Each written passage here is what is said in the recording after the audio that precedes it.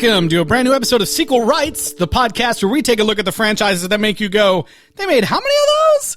And we give each and every sequel a fair trial. My name is Justin Camps, and I'm here with Elizabeth Helly and Tyler Hymanson. And we are sorry. We are asleep at the wheel. No. We are back talking about the final Cabin Fever film in the Cabin Fever franchise. For now. For now. Sean Astin is still out there. That's true. That's true. The world still has figurative cabin fever right now, but we're moving on from this franchise.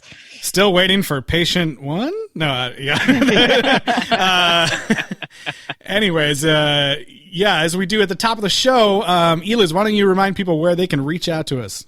Yeah, so we need to know where you think we should go next. So please email us at sequelrights@gmail.com, and you can find us at Sequel Rights on Twitter, Instagram, Facebook, and YouTube.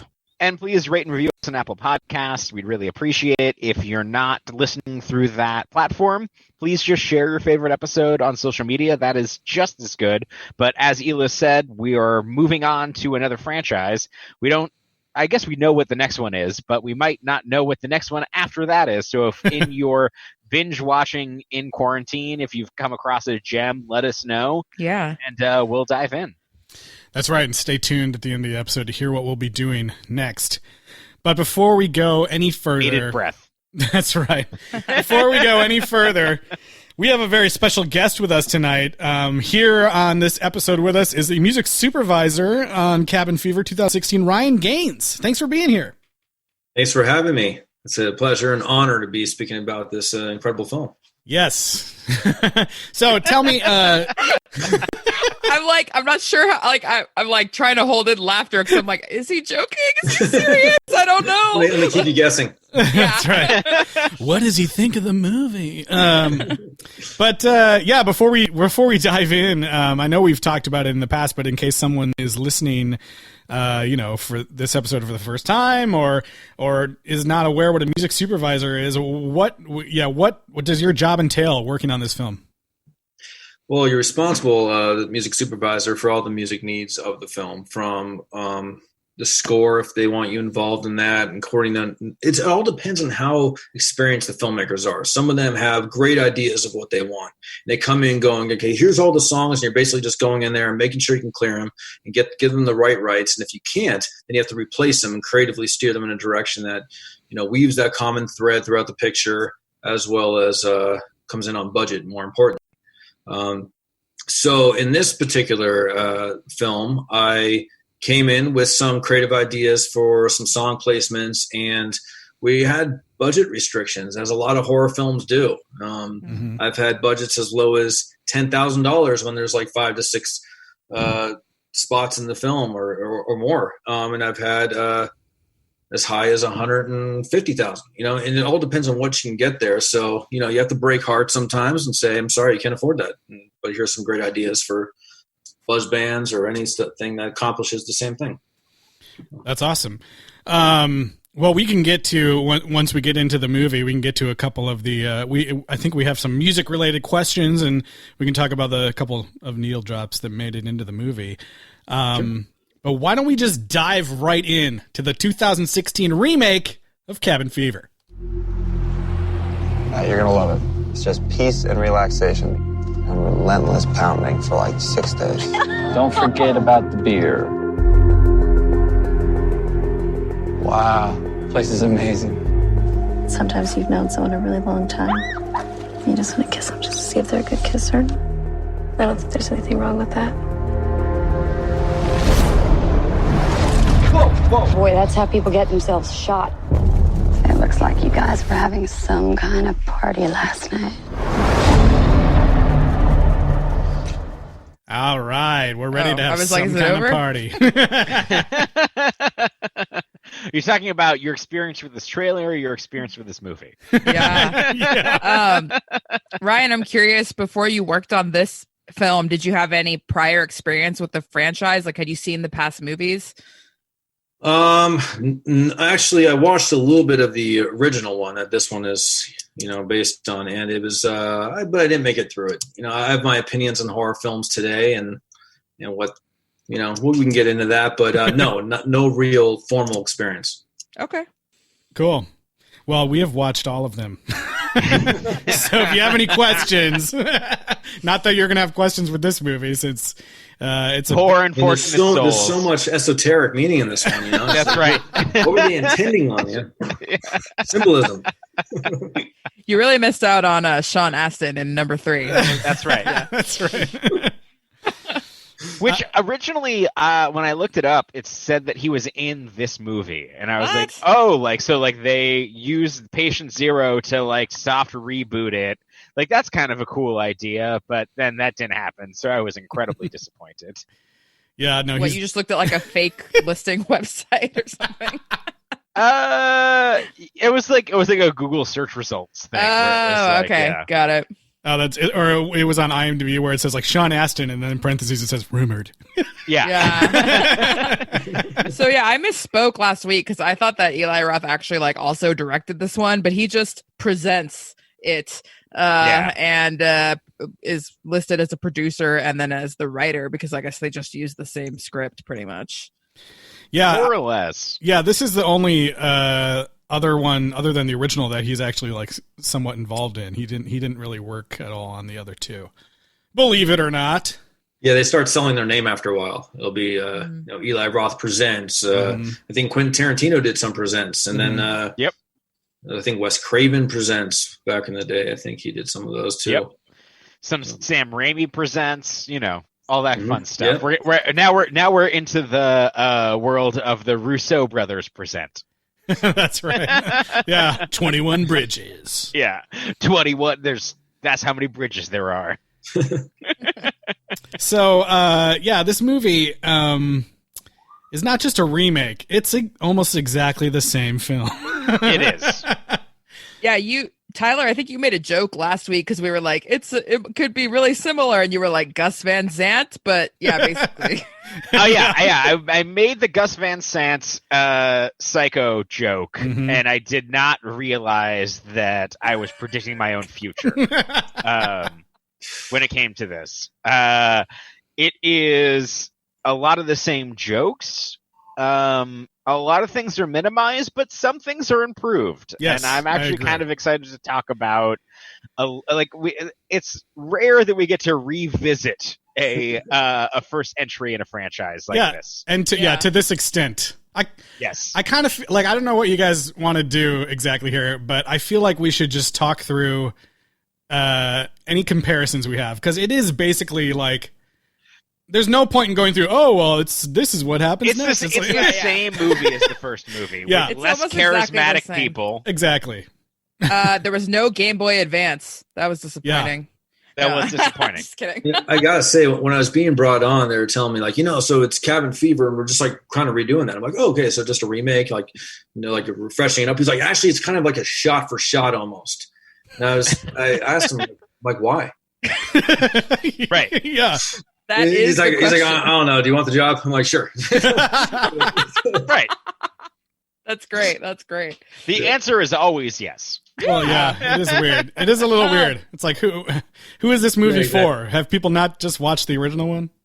It's weird. Not that old. And I think in a remake, you would at least expect some things to be more updated. Even the idle chatter that they kind of had was exactly the same. And I was like, you could have at least updated, even though it's not technically outdated, you could have just changed that stuff. The whole thing about the parents' shower massager and any small talk was exactly the same. Yeah. Well, I think that's the thing that's really interesting about this is that we had a pretty strong reaction to the first movie of it being okay, it was of the times, let's give it the benefit of the doubt. Every single movie since that has kind of knocked down that hypothesis, where it's just okay, these movies are not striving for anything greater than the first one. And this movie has the opportunity to reshape this legacy. And there are notable diversions, Yeah. but they're not where you would think they would be at all. Yeah. I do think, like, watching through, I was like, oh, I felt like there were, there's, like you said, there's some notable things, and I did think there were a lot of, like, really small changes that, like, lean things a little bit into the better category. Sure. Throughout the movie, or, So, especially, and it's not in the script, because the script is exactly the same, but the way that they shoot the sex scenes or any, affection, action happening, and then the way that they shoot Paul and Marcy taking care of Karen. Even just the way that they shoot it is more caring, and so they do seem more like human people that actually care about their friend. But the script and what they do is exactly the same. Yeah, all the characters are more likable. Yeah. But all of the actions are the same. They're not raging assholes. That was the thing that I think, like, that I ended up liking the most. I was like, oh man, they, like, really improved. Like, yes, they're more dull, but they also, like, they do eventually sometimes, some of them become raging assholes, but, like, after the movie has affected them to a certain point where it makes sense to be yelling at someone. They become assholes in a way that actually makes sense instead of just being assholes for no reason, to the point where you're even like, how are any of these people friends, and why did they even go on vacation together? Which is a rather fascinating exercise in shooting the exact same script, right? Yeah. Like, it's the framing and it's the actors, and they're doing, a lot more work here.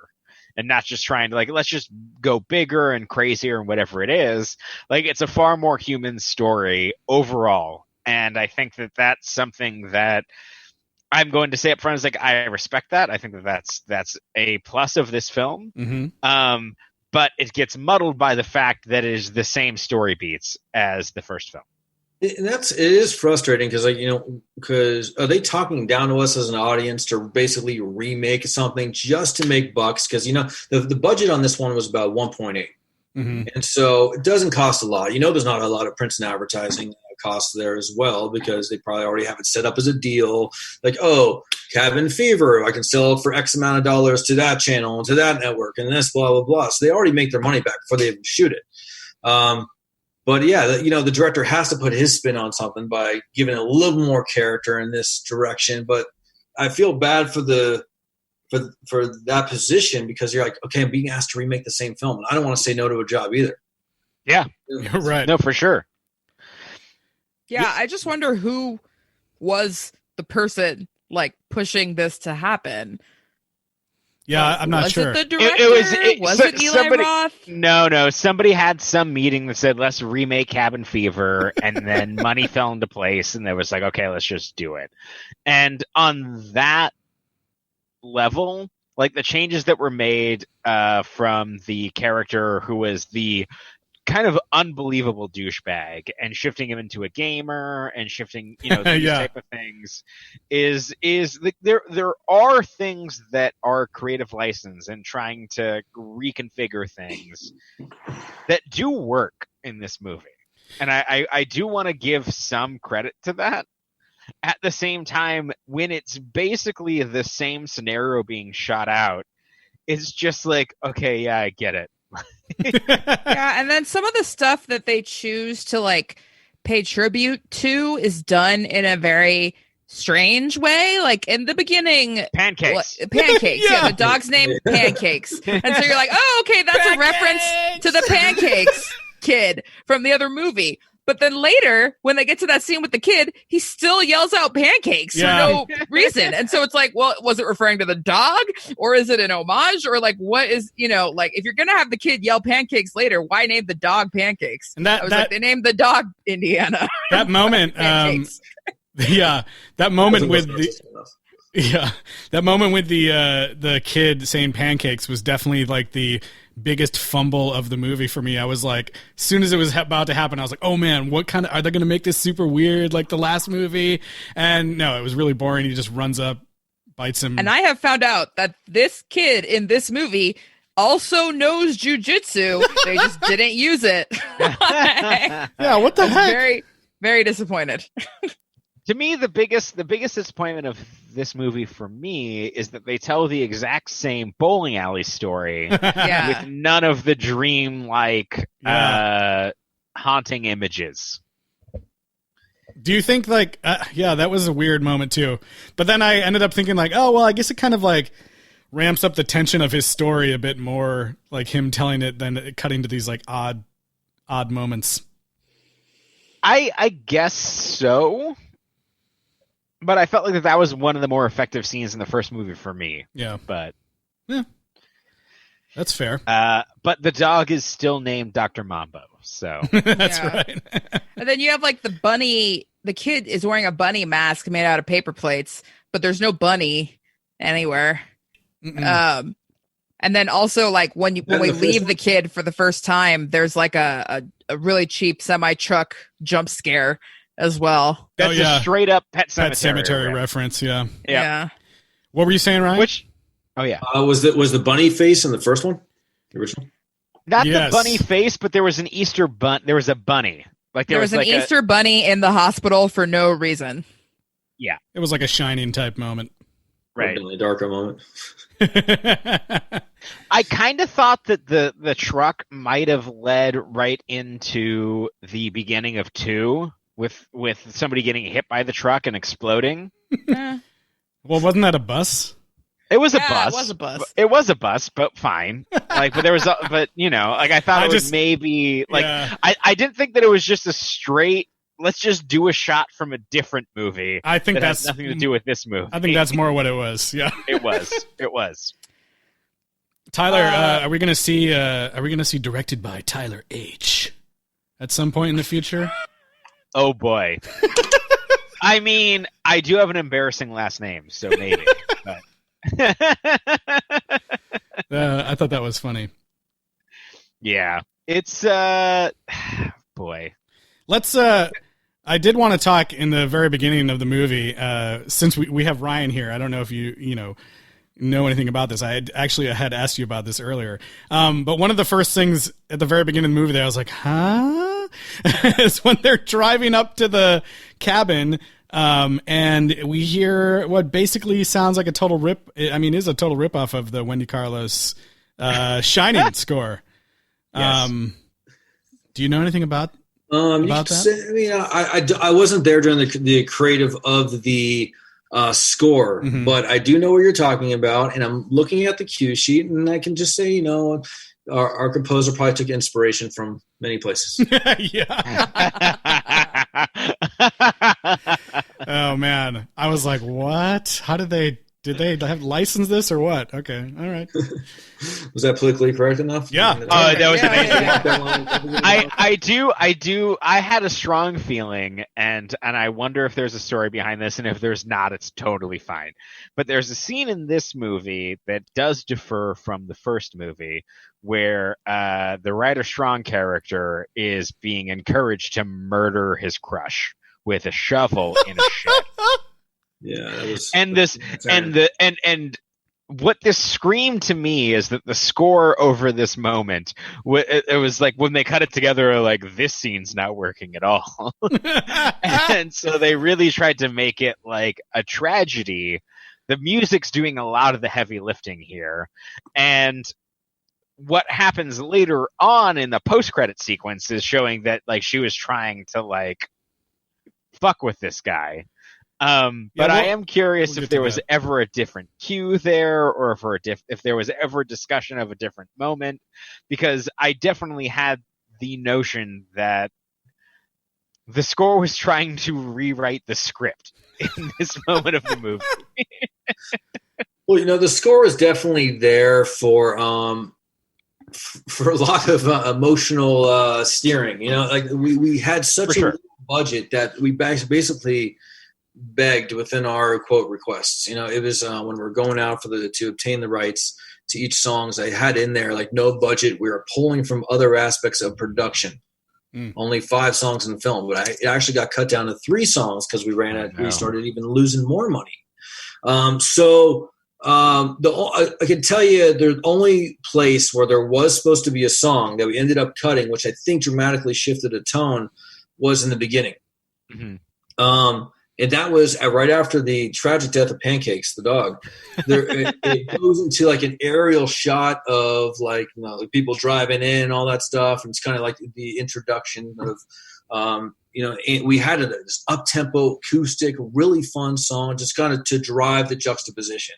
You come from the death of Pancakes to this happy, like, go lucky. Kids are going on vacation. They're going to the cabin. Exactly. Yeah. But then they opted to say, okay, we ran out of money for that too. I'm sorry. Thank you for clearing it. But no, we have to go ahead and make that score. And so I didn't know what it was going to be until playback. And when I watched it, it was, I'm like, wow, you went the other way with that. It was all dark and ominous and toneful. And it was just, you're like, well, now I just went from dark scene to dark score to obviously everything you're going to do here going forward is going to be like, oh, who's that person? And that person's and that's look at that hillbilly deliverance, Yeah. And so it just kept the same flat tone and didn't give any of those hills and valleys that, we like as an audience to change our emotion. So that's the only thing I can really speak to, having a song placement in mind, and then it went the other way tonally. That's super fascinating. Yeah. I would say the overall tone of this movie is definitely way more serious than the first film. We talked about how it was a little bit all over the place. Is it a comedy? Is it like a gross horror film? And this one decides to take everything way seriously, except for, saving a few of the random jokes that don't really make any sense throughout the movie. So Eliz, I have a question for you. Yes. Does taking a totally misogynistic movie and gender swapping some of the roles fix everything? Yes. So, I mean, no. Yes. Sorry. I mean, yes, I have thought on this. No, it does not fix it. I'm sorry. I was leading you to a question there. Yeah. That question was phrased very strangely. But anyways. Yeah. So Winston is a lady this time, which I For guess no is reason, good, but at the same time, they don't change any of the dialogue. So instead of being like, oh, it's better that it's a lady, it's just like, well, this is just also an extremely creepy lady that's telling this guy to, that's objectifying this girl and making these just strange party on, comments. party man. It doesn't really make it any better that it's a girl, especially in like the way that she's acting. It doesn't sound particularly like, if she had said it like in a sarcastic way, or if she had looked at him like she was judging him, like, oh, you must like to party, that would be different. But instead, she just plays it kind of straight, exactly like the other Winston did. And so you're just kind of like, well, this is just like a really lascivious, creepy lady. Yeah. with an eye scar. Yeah, that is never really weird eye scar. Yeah. addressed. At least she doesn't she doesn't tell a story about like going to try and have sex with a bunch of guys or anything, like, because didn't Winston tell a whole story about like, yeah, man, you got to go up and see the girls at this place. He did tell that story, but it still seemed like that she was objectifying his love for sure. Yeah, it was very strange, because then I was like, well, are they trying to say she's a lesbian? But then it didn't really seem like that either, because she was also kind of being creepy, like directly towards him. So it was just very confusing.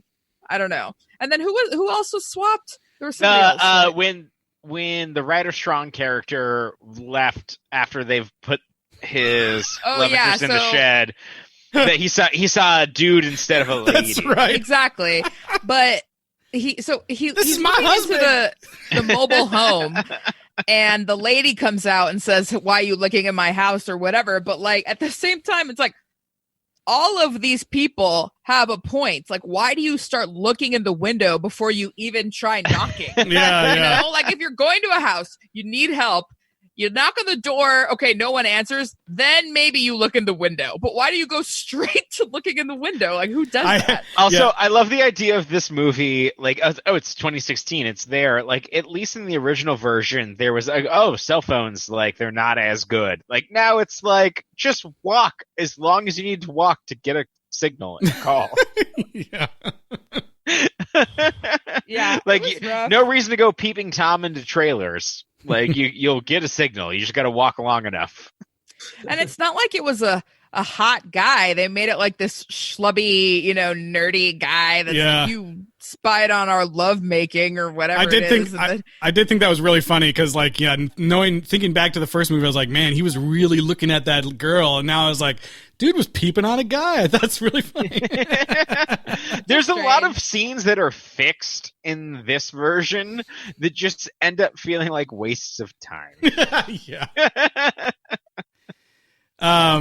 You mentioned, Tyler, the scene with Paul going to kill Karen. We don't get we miss out on the awesome smiling teeth thing, but we do get a really gross like the dead alive thing. We get this scene was so funny because for me I was like it went from 1 minute being like, oh man, this is awesome, they changed this to be really serious and sad, to like a fucking scene out of Looney Tunes scary movie parody film or something. I mean, we criticized him in the first movie for killing her with the shovel instead of just shooting her, right? And so this time I'm like, oh, great, he's just going to shoot her. That's so much better. It's more humane. And then, okay, he has no bullets. And so it's like, all right, fine. He goes for the shovel. He hits her with, this guy has never done any kind of, physics or any kind of, manipulation of physical objects in any way to think that stabbing the shovel down into her open mouth is a good idea instead of taking the flat end of the shovel. And what? Yeah. Maybe if you're going to stab her in the heart. You guys, real quick, if I asked you to kill me with a shovel, how would you do it? And describe it in detail. I guess I would try to chop your head off with it. I would try to stop your brain. Right to the neck. Yeah, to the neck, yeah. Yeah. Maybe he's got bad aim. I just liked, she's begging. Thank you guys, you're true friends. Yeah. She's begging for him to kill her, and the gun doesn't work, and he's in a shed. There's got to be he looks and there's a bunch of tools on the shelf, and I know they used a shovel in the first movie, but in this one it plays out like this dude just chose the worst possible thing he could have chosen to try to kill her. And then when that doesn't work, she's really grossly like, do it again or something. And then he probably would have passed out. Yeah. But... And then he's like, wait a minute, I have another terrible idea. The worst possible thing we could do, I know what'll kill her quick. A giant fire. This will be painless, yeah. Everybody knows that you pass out from the fire before you die. So there's no point in putting the lighter fluid on her body, which is also extremely painful with all the open sores. It's like, if you must use fire, light the shed on fire and let her suffocate from the smoke. Yes.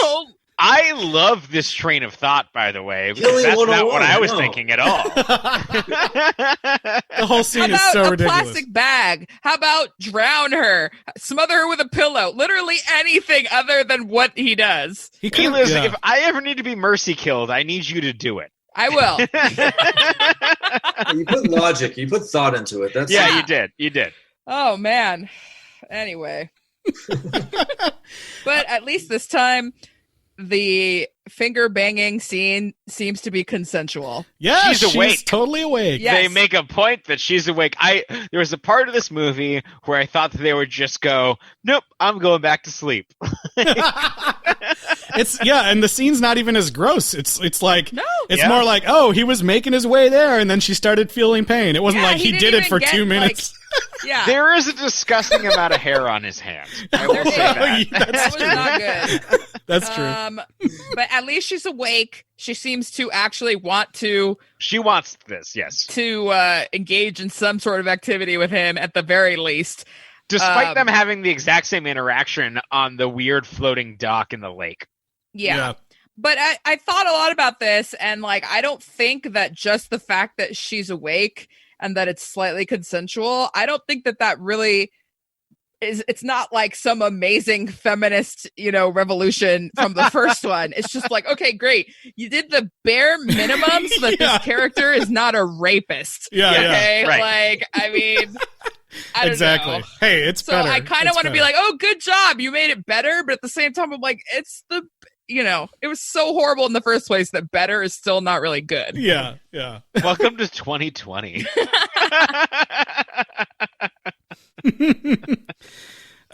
man. Well, I feel like we've got Ryan here. We should talk about the couple source cues that made it into the movie, and maybe you had mentioned a couple scenes that. Well, you had already talked about the one at the beginning, but I guess I only really I know there's 3 in the credits. I only really remember 2 moments. Like one when they're first jumping into the lake, and then it like smashes into a song while the other 2 people are having sex, right? Yeah. Now that was, we did a very quick search on that one. People pitched knowing there would be no budget. It was more for, like, hey, association, we'll give you what we have. I think we might have even done a step deal. I don't even know, but we got St. Lucia for that one, I believe. That was, it was nice to have that. And we definitely appreciate it. I think it's a nice, happy, chilling song. And I think it worked well there. And it's, yeah. I like that one. Nothing too deep there. Yeah. I wanted to get esoteric with the director. I'm like, well, what's your intention with this film? Like, what is your intention as a director? As a rebooting this? But no, it wasn't anything deep for this. Like in terms of approaching it with a whole music idea in mind. We didn't really play a character in the film. It's just we had to check a few boxes that we could afford and just push the story forward. It is super interesting with that in mind, where it's like, I think that so much of the first film and the Cabin Fever series is about playing with the trope of a bunch of teenagers going to a cabin in the woods, right? And for this movie, like, they intentionally changed some things. So it's not a shot-for-shot remake. Like, the idea of making this douchebag dude, this gamer guy who has an automatic weapons and whatever, there's intent in terms of what they're trying to say. So it's not like there's not, I was going to do a double negative, not a point of view of let's change this, let's bring this up to 2016 and the interaction with the infamous finger banging scene and the shed murder scene and other things, but it really dances on the line of not having a statement. Like I think that's the thing that's the most,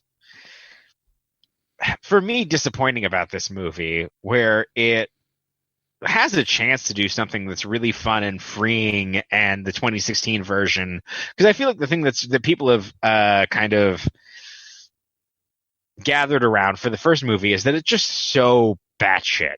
Yeah. Like, it was just swinging for the fences in terms of, like, there's this crazy scene and there's this crazy scene, and like, this is kind of watered down in comparison, and I didn't have to be, in a way.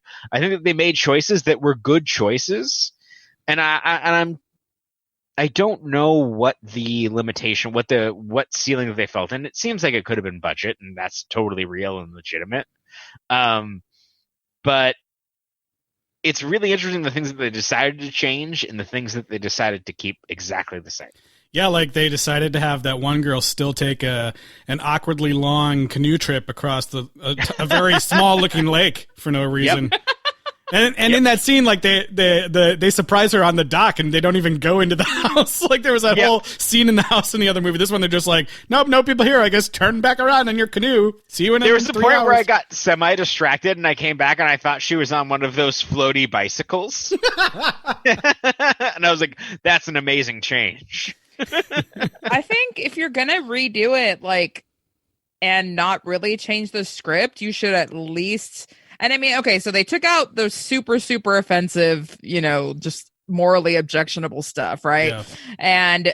But they didn't change the script. And then I don't think that the effects were really better. Like, to me, remaking something, the part of it would be like, oh, we have so much better, effects now. But it wasn't really. They did go a little bit harder with the shaving scene. The leg shaving scene, the beginning of it was a little bit better. But then, her nipple falls off? Is that what that was supposed to be? Yeah, that's what I was like. Was that her nipple? It just looked like a dumpling or something. Like, it didn't look like her nipple, especially because the one thing that they've made sure you know about this girl is that she has nipple piercing. Yeah. But then when her boob falls off into her hand, no piercing. So, like, what? And also, she was not shaving there. It was very confusing. It was like, I was like, was it a clump of leg? No, like when she like she comes walking outside totally naked, and I'm pretty sure one of her nipples has fallen off. No, yeah. Later, that's it's the only reason I knew was right. It's later it's clarified, but I don't think it's justified. No. Maybe they shot like her pulling it off, and someone was like, "No, that's too gross." Yeah. I'm sure that they did. So one thing that I also thought was kind of better is that instead of just falling in the nasty reservoir out of his own stupidity, he is attacked by the hobo that's kind of like in the water. But again, we're getting back to zombies. Like, he's a zombie. I had that same zombie type thought there. But I did like that. Like, he's been dead in the water for what, 24 hours, and he's like, I'm fine. I'm like, I can attack you now. Yeah, that's true. He does like a Jason jump out of the water. Which is fine. Like, I'm fine. I don't think that the rules of this universe are set.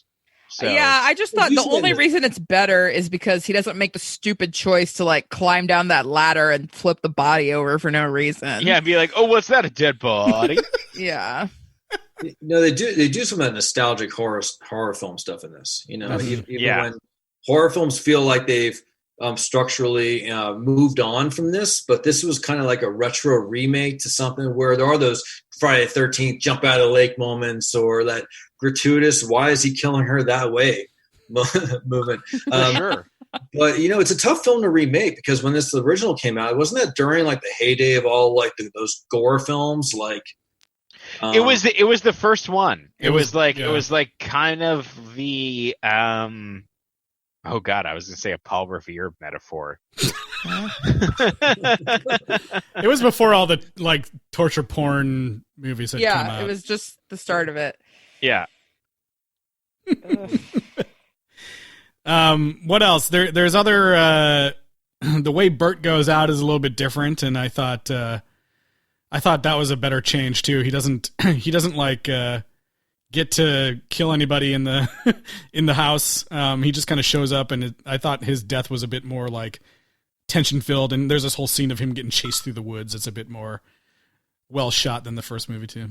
I thought his whole character was better but less memorable, if that makes sense. Did you enjoy the performance from the first attempt to clone Thomas Middleditch?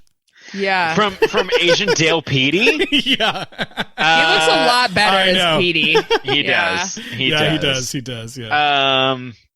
No, it was real dumb. I had issues with it.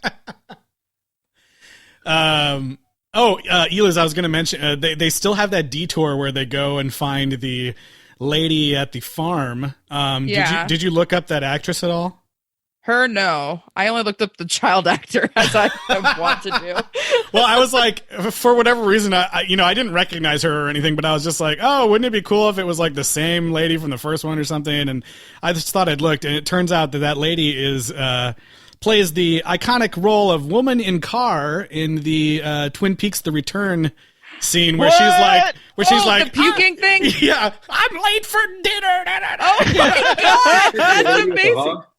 Yeah, the hog lady in the yeah. So, like, it was almost like a wannabe Kathy Bates from like Misery or something. Yeah. Did that happen before or after this movie? It had to be after, right? It had to be after.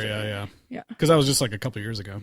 That's amazing. That's so cool. I have so much more respect for her now. Yeah. She was kind of doing the very similar thing where she's like, don't you see? She's talking about other people's names like, Tommy's not going to eat this. Very these typecast. pigs are dead. Yeah. Or a ranting old lady. Yeah. Well, I think, was this movie filmed in the Pacific Northwest? That could be part of it, too. I think it's in Oregon at the end, yeah. Yeah. There's Oregon plates. Yeah. Okay. The kid, let me just do the child star check-in. So this kid, Derek Means, he is from the Washington, Oregon area. Yeah, Dennis. And he was in this film and a bunch of commercials, as well as multiple television, like docu series with reenactments of people escaping from cults. Like he was in multiple different series about escaping from a cult where he played a little kid in the reenactment. So, you know, I don't know. But yeah, he does know jujitsu, so it's kind of weird that they didn't have him do karate, you know, like in the past. It says that he knows how he plays baseball, fishing, frisbee, ice hockey, ice skating, jump rope. This Laser kid scooter. plays fishing. Roller skating, rollerblading, running, snowboarding, soccer, and trampoline. So good for him. And his Instagram is private, like most teens these days. But Smart. the information does say 10th grade student, play hockey and a lot of games. Play Sick. hockey. So yeah. Nice. So that's what's up with Derek. Yeah. Dope. He's still in Recon. school. He play hockey, bro. He play hockey. One of the other one of the other changes that I kind of thought was fun that comes towards the end, there's still that weird scene where Paul, you know, on his way to try to find help after he finally escapes, like he still happens upon, you know, Winston and her like weird campfire party that they're having. And instead of like her driving him back or whatever, she says like, yeah, man, no, I'll let you live. I'm not going to kill you right here, but I'll give you a tip. If you go this other direction down that path there, it's a shortcut. It'll take you to the road. So we don't get this whole scene where Paul ends up at the hospital and somehow gets back out and blah, blah, blah. Instead, he just goes down this trail and it turns out that she totally fucked him over and sent him on some... Winston! Yeah, I actually have a clip because I think it also illustrates... It helps to illustrate the ridiculous, over-the-top seriousness of this movie. This is also one of the score cues where I was like, oh man, they totally asked the composer to rip off, the John Murphy 28 Days Later score in this moment. Oh, shit. Yeah. But here, let me play it. This is one of the last things we hear from Paul in Cabin Fever 2016. Fucking lied to me, Winston. There's no fucking right out here! Fuck you, Winston! There's no fucking wrong! Oh, yeah. You think it's done? No!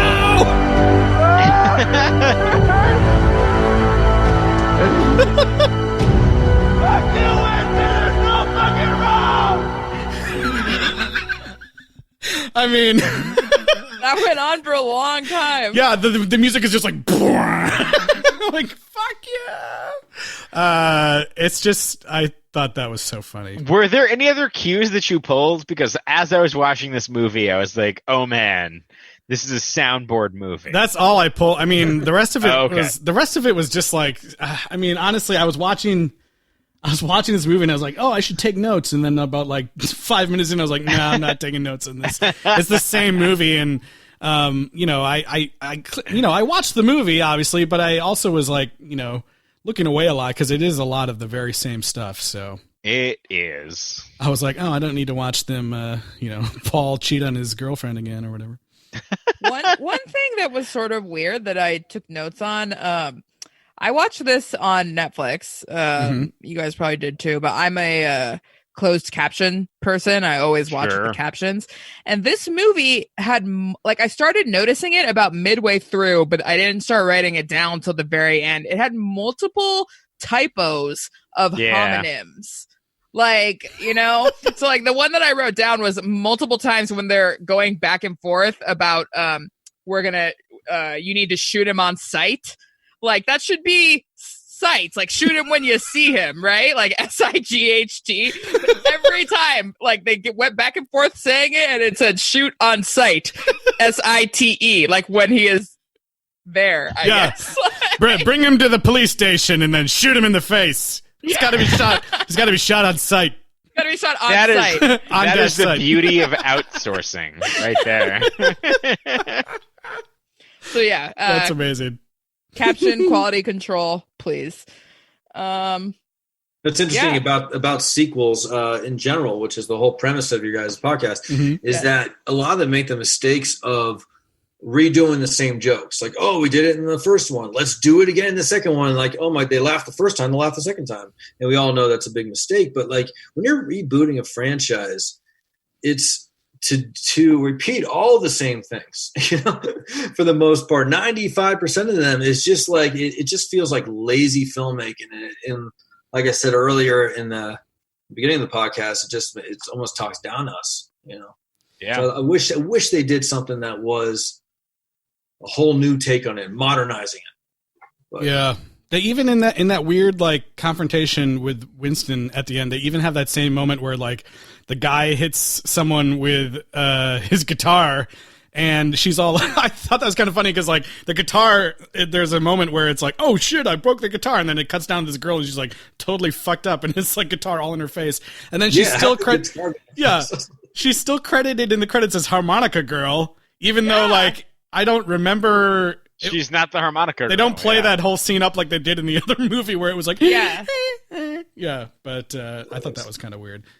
It's a really interesting thing where this movie has moments where it breaks away from the script of the first one, only to dramatically and nonsensically revert back to the gravity of the original source material.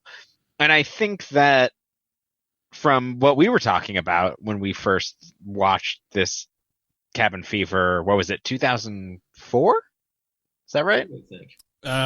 Something 2002, wasn't it? Yeah, I think it's 2002. Yeah, 2002. We're like, there's something here. Like, there's something crude here. There's something that hasn't aged well here.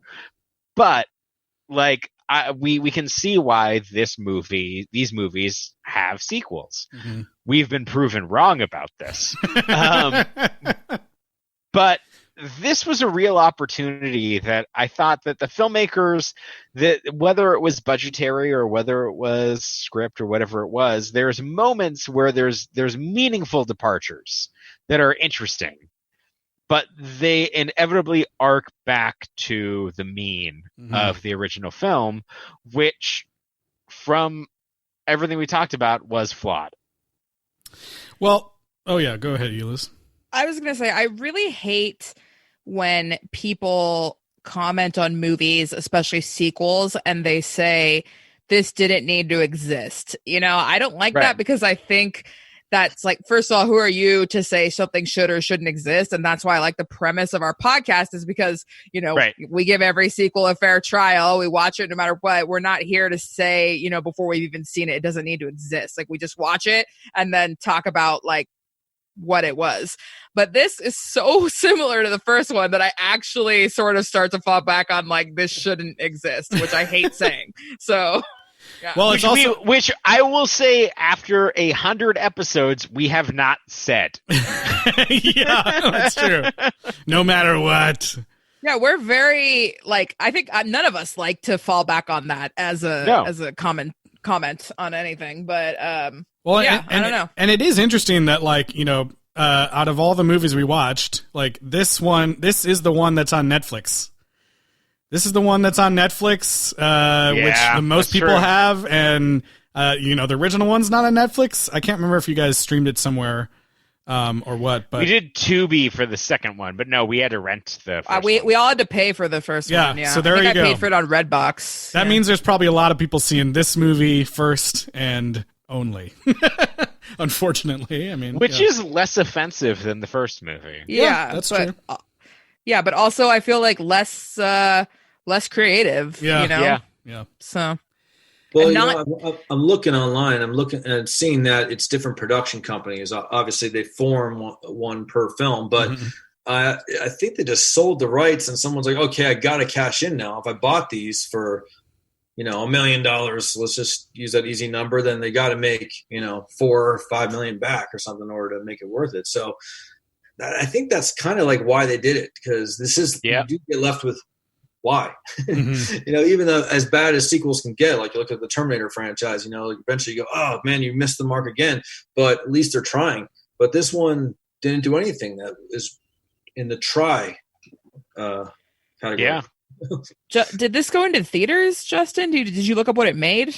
It says the box office on Wikipedia says 39,000.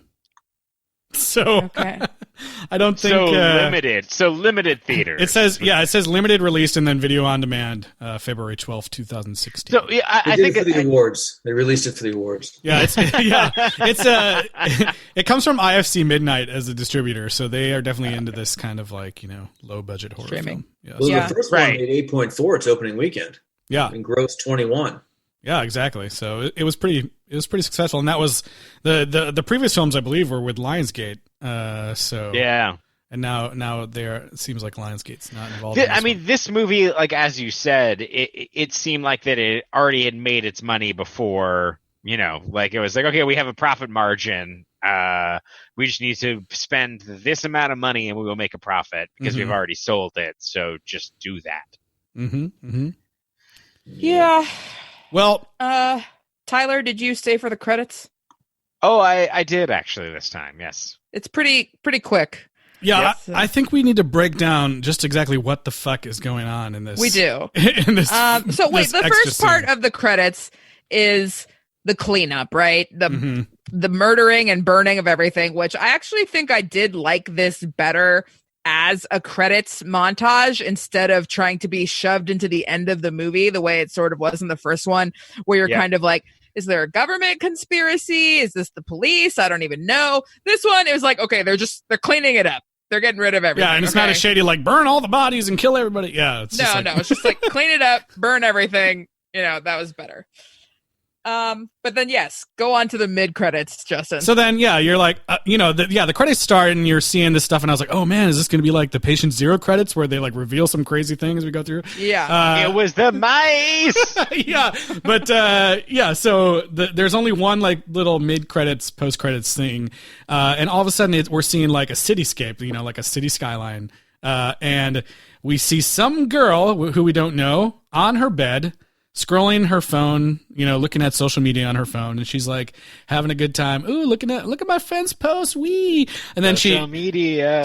She gets to, I guess, Karen's posts, and she's like, oh wow, cool. Karen's having fun. Let's look at the next photo. Oh, she's having a great time. Ooh, fun. Ooh. And then she gets to the next photo, and it's like a photo of Karen in the shed, and she's like, ooh, Karen, why'd you post this? Who? Not a good look, Karen. Not a good look, Karen. She swipes the next one. I was like, oh God, her face, Karen. You got to look good for the gram. And then she swipes again, and it's a photo, I guess, of Paul about to hit her with the hammer, or sorry, the shovel. And then this is the photo where she's like, better. Yeah, exactly. This is the photo where the girl looking at it is like, huh, what? And then runs away, and then that's the end. And I'm very curious to see what you guys think is going on here. Like, what the fuck is going on? Because it does not make sense to me.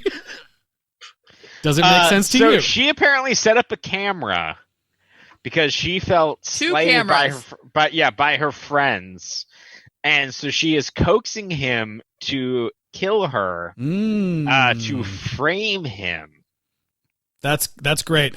I love that you think that she had time to post those photos while she was burning to death. I don't think that. Well, and it's way too late. I'm just trying to tell you what the movie thinks it's trying to tell me. Well, I know, but I was like, yeah, I thought that too, but I was like, you remember there was like that photos? 1 year where Facebook and iPhones had some sort of integration that would like automatically post every photo you take, and then immediately people were like, no, bad, do not want. And it went away. But that was like way before this. Oh yeah. I mean, she mentioned something earlier in the movie about like, okay, there's no service, but my photos are still posting. It just takes a really long time. Which is not how that works at all, but fine. Yeah, I don't know when she set up the two cameras from two different directions. And I like thinking that like maybe someone who was cleaning up the site found it. I mean, she still set up the camera, I guess, but she didn't actually post them herself. Someone else is like trying to expose the murder that happened or something. I had a darker take on this.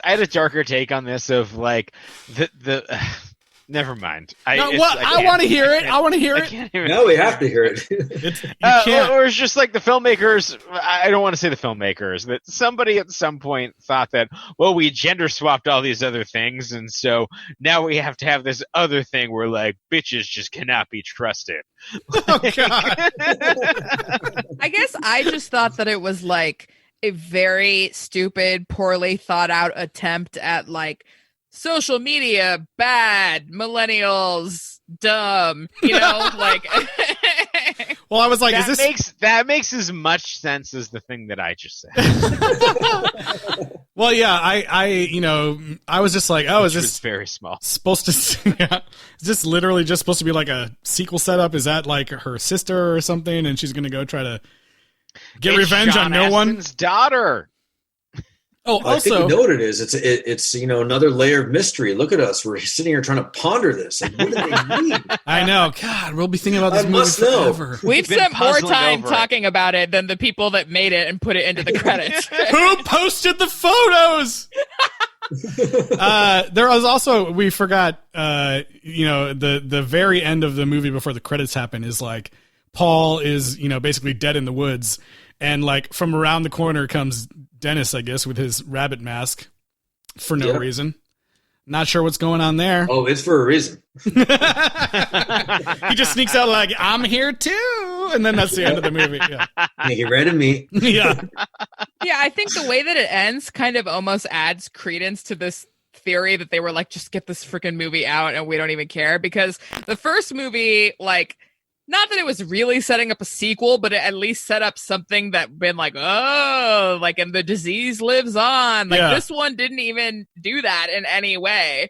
Well, like, it weirdly, this one weirdly has, like, the other guy, Jeff, or whatever his name is. Yeah, Jeff. Yeah, he dies and is the one who is, like, dying and in the reservoir, like, and we had seen at the very end that he actually did get the disease in this one, as opposed to the last one where he only drank beer. This one he did. Oh yeah, it's because he drank water after he puked. Yeah, he washes his mouth out with the water. I was like, that's not fun. But it doesn't really matter if Jeff falls in the water or not. The water's already infected from the hobo guy. Yeah, doesn't make sense. Hermit guy, who whatever. is not a hobo. Sorry, a hermit. Yeah, he had a pop-up camper in this one. The owner of Pancakes, the dog. Yeah. The dog, not the boy. Or the who food. Also says Pancakes. I was like, the boy's name is not Pancakes. No. Damn it, Pancakes! What did I tell you about biting people?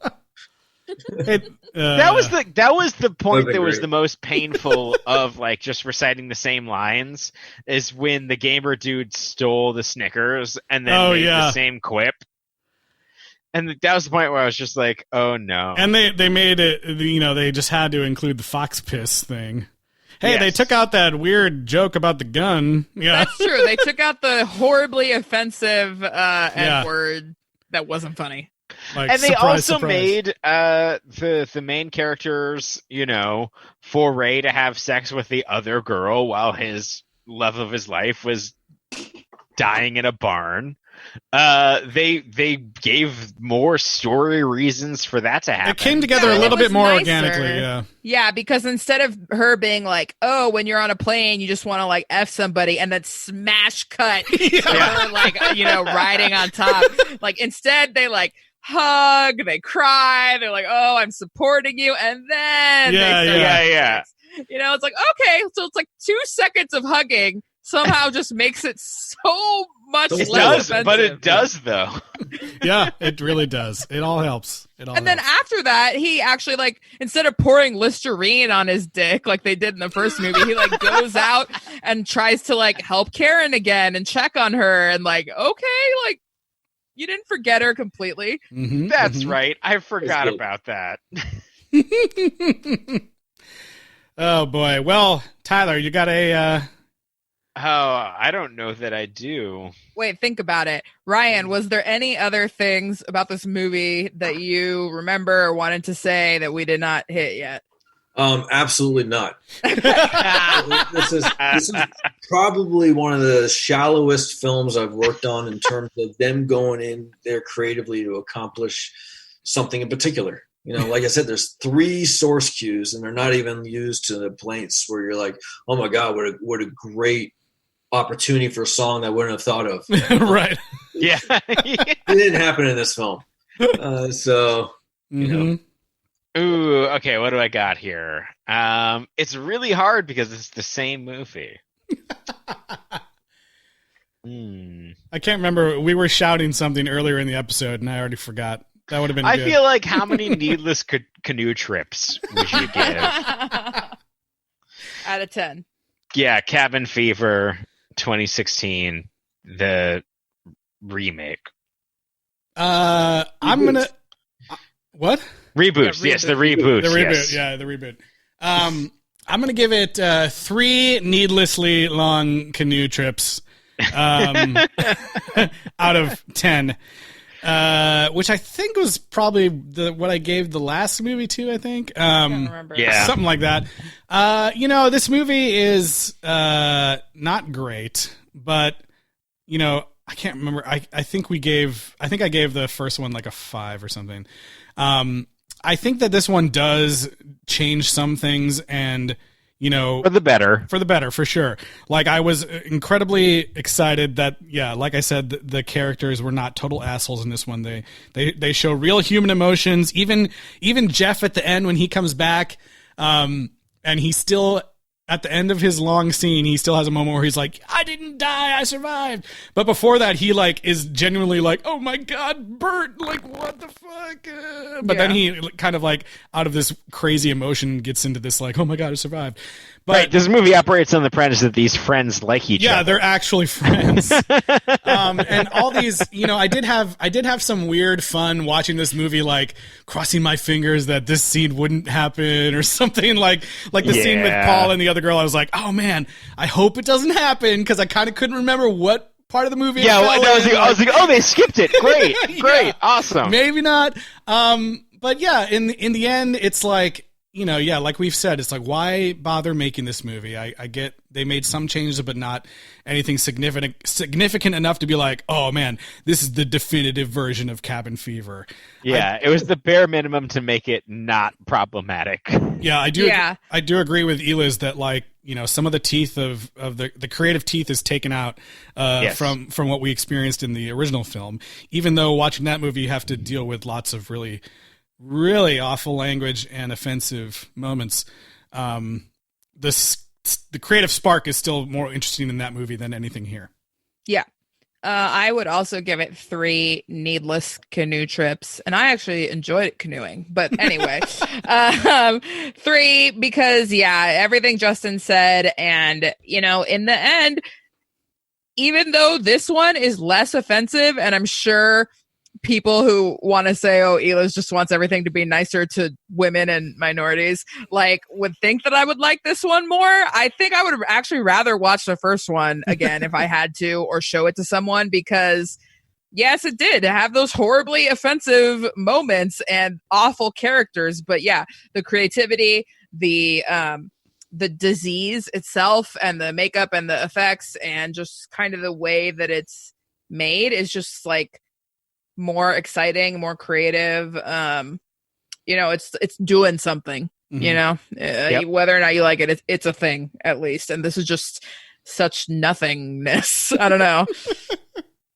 Yeah, I think I want to, like, the first one is, at least it's hard to tell if it's trying to be satire, or there's enough out there things where it's like the intentions are unknown. 10 years later, you understand what this thing is, and to do it line by line and only change what this movie changes, I feel like 3's high, you guys. Like, I feel like that this movie has there been another thing from any franchise that we've done that has been a just straight up remake like this? Not like this. Chucky was a remake, but totally different. This made me really appreciate the Chucky remake. Like, I think the Chucky remake, in comparison to this, is fantastic. Mm-hmm. It's really good. Mm-hmm. And I think that remaking something like this and capturing something like this is really hard. And I think it's even more hard because I think a lot of the allure of the original Cabin Fever was harkening back to, 70s and 80s horror and having those tropes. And so updating those references is already 3 or 4 times removed. And I think that's really hard. And so I think that some of that intangible magic from the first one is those references. And to bring them into this and to do it, it's not shot by shot, but it is kind of sullies that magic. So I'm going to have to go 1 needless canoe trip. Okay. Dang. Yeah. Can I weigh in on this? Yeah, if you feel comfortable, go for it. I'm actually going to go along with Tyler here, and I'm going to go ahead and throw 1 canoe trip on this as well. When you have the same writer as the original and all that stuff, and the guy basically probably spent a half hour on the screenplay because he just copy and pasted and then changed a few lines here and there. Yeah.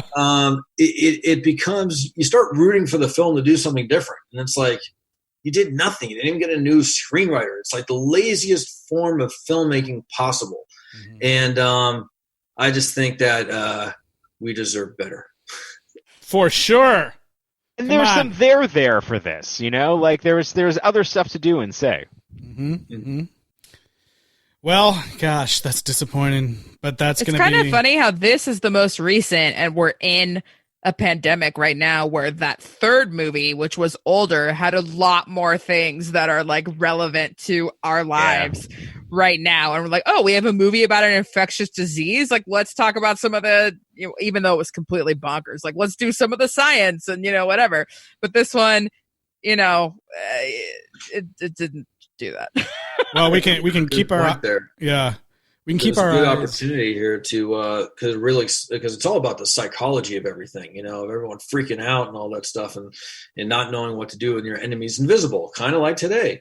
And I think we've all seen the ugly side of society, not to this degree, which is cartoonish, thank God, with shovels and stuff, but like people freaking out and buying up all the food they can, buying up all the toilet paper they can still. And it's kind of you see the worst in society, and I think the film had I wouldn't be surprised if there's another one that kind of goes more into that. The realistic. Yeah, I definitely feel like that the IP is ripe for because you can even tell the friends who are like, I'm drinking beer, I'm not gonna go near or whatever, and they're trying to make him to be an asshole, and it's like, no, that guy is like he sucks. There's different degrees of this, but there's a compelling film somewhere in the lore of this, and I would watch the next Cabin Fever movie, but it would take a lot for me to actually be interested and motivated. Yeah, it's like if you're gonna bring it back and do another one, you better frickin' say something, because if you don't at this point, it's just like, what are you blind? Are you not? Are you living in a shed outside of a cabin? And you have not seen what's going on in the world? How can you not comment on that? We will watch anyways, but we're not going to be happy about it. Yeah, for exactly. Sure. We'll still watch. We'll still watch. Oh yeah. Yeah, I mean, I do feel like someone's having those conversations right now, and we're probably 2 to 3 years away from another film or a Cabin Fever HBO Max series or something. Cabin Fever 19. Yeah. Yeah, Cabin Fever 19. Cabin 19. CF 19. Oh God. Well, that I think that's going to mercifully bring us to the end of the Cabin Fever series. I don't know if you guys even want to do a ranking or what. Do you want to do a ranking? Of all the films, oh my God. All 4 of them. It's so many. It's just they're all so bad that it's just I can do mine. It's Cabin Fever 1, and then 3, 4, and the second one. The second one is the worst. I agree. The second one is so bad, but also had things that were so out there. No, the second one was terrible. I think that this might be at the bottom for me, honestly. Oh, no. Tyler. Yeah, I think so. Oh God, no! I'm sorry. I don't know. It doesn't matter. The ranking for this is just all of a moot point. I feel like they can't be held up as equivalent. I'm just saying my viewing experience of them, right? Like True. The fact that this is on Netflix and that like there was intent behind this, where it seemed like that the second installment was done for like maybe $300,000. Yeah, there's just I don't know. Yeah. Oh God! Like I said, like we said already, I'd watch another one. But yeah, you better do something, say something. Yep.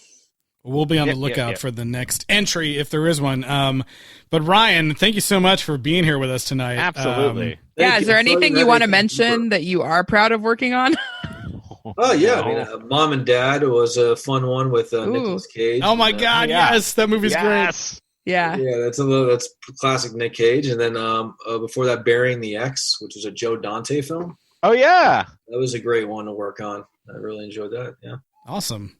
And that's my independent years. But then I worked at Disney, which everything there is magical. So yeah. That's right, as we know. Well, yeah, we really appreciate you being here. It was great to hear some inside info on the movie, and absolutely. Yeah, is there anywhere that people can follow your work, or if they want to? I mean, mutinyrecordings.com is my company, and that's more the other side of the coin, trying to get my stuff into things. But that's where you can follow me. Sweet, great, awesome. Well, thank you. Yeah, thank you so much. For everybody listening, make sure to email us if you have suggestions on future franchises, or if you just want to tell us what you thought about these movies. sequelrights@gmail.com, or find us on Twitter, Instagram, Facebook, and YouTube at Sequel Rights. And please rate and review us on Apple Podcast. And Justin, are we going to disclose what's happening next? Yes, dear listener, you made it to the end of the podcast.